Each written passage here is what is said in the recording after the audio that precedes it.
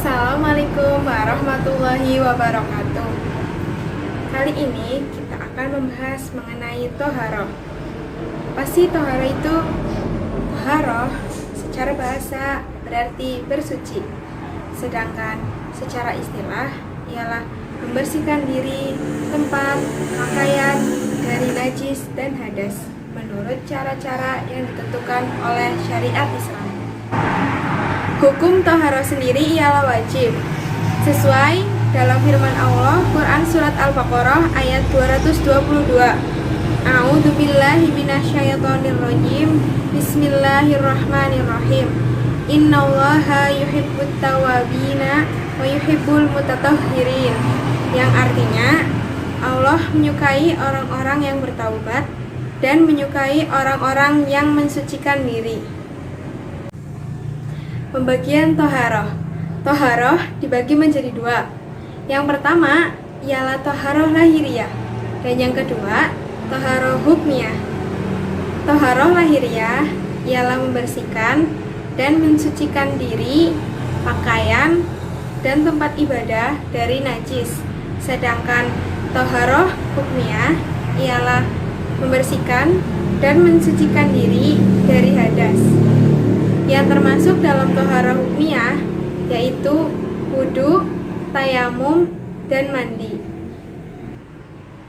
Selanjutnya kita akan membahas mengenai najis dan hadas. Najis ialah suatu perkara yang dianggap kotor oleh syara yang jika mengenai pakaian, tubuh, atau tempat ibadah wajib dibersihkan atau dibasuh. Najis dibagi menjadi tiga. Yang pertama, najis muholadoh atau najis besar. Contohnya, anjing dengan babi, serta segala hal yang menyangkut keduanya. Cara menghilangkannya, yang pertama, menghilangkan zat najisnya terlebih dahulu. Yang kedua, dengan membasuh air sebanyak 7 kali, salah satunya dengan debu. Yang kedua, najis mukhafafah atau najis ringan. Contohnya, air kencing bayi laki-laki yang belum berusia 2 tahun dan belum mengonsumsi ASI. Cara menghilangkannya, hilangkan zat najisnya terlebih dahulu. Lalu, yang kedua, memercikan air di sekitar bekas tempat najis. Yang terakhir, najis mutawasitoh atau najis ringan. Najis ini contohnya selain dari najis muholadoh dan najis mukhafafah, seperti sesuatu yang keluar dari kubul dan dubur, bangkai, darah dan nanah, muntahan, serta homer atau minuman yang memabukkan. Cara menghilangkannya ada dua. Jika najis itu hukmiyah atau yang tidak terlihat, cukup dengan memercikan air di sekitar bekas najis tersebut. Jika najis tersebut najis ainiyah atau yang terlihat, yang pertama, hilangkan najisnya terlebih dahulu. Yang kedua, baru membasuh air secukupnya. Selanjutnya, hadas. Hadas ialah suatu keadaan yang terjadi pada badan atau tubuh seseorang. Hadas ada dua. Yang pertama, hadas besar. Hadas besar ialah segala sesuatu yang mewajibkan mandi. Contohnya, bersenggama, keluarnya mani, haid, dan nifas. Yang kedua, hadas kecil ialah segala sesuatu yang mewajibkan wudu. Contohnya, buang air besar, buang air kecil, buang angin. Selanjutnya, sarana untuk bersuci. Salah satunya tayamum.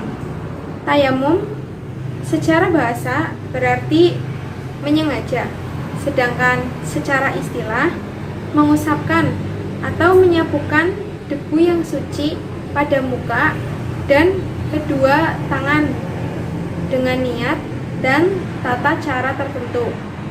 Tayamum ini pengganti wudhu dan juga pengganti mandi wajib.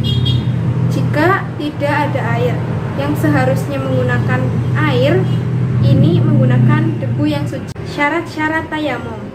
Yang pertama, tidak mendapatkan atau tidak menemukan air.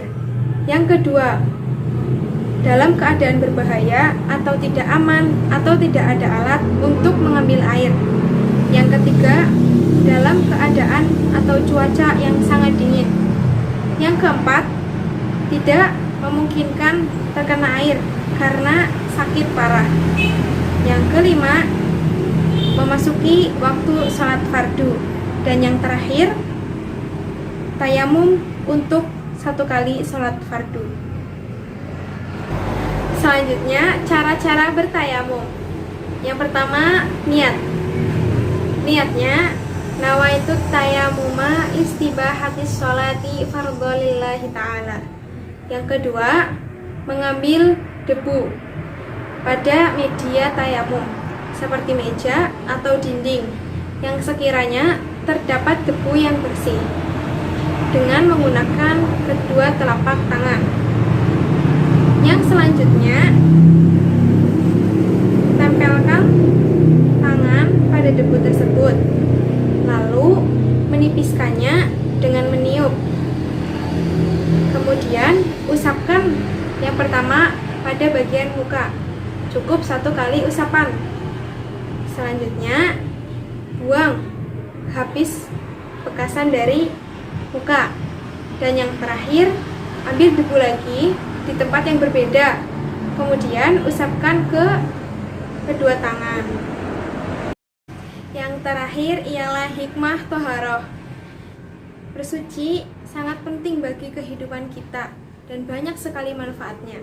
Yang pertama, membuat kita selalu sehat dan terhindar dari penyakit. Yang kedua, membuat hidup kita aman dan nyaman. Dan yang terakhir atau yang ketiga ialah menyiapkan diri dengan bersih dan suci saat beribadah kepada Allah Subhanahu wa Ta'ala. Sekian pembahasan kita kali ini. Semoga dapat dipahami dan dapat bermanfaat bagi kehidupan kita sehari-hari. Wabillahi taufiq wal hidayah.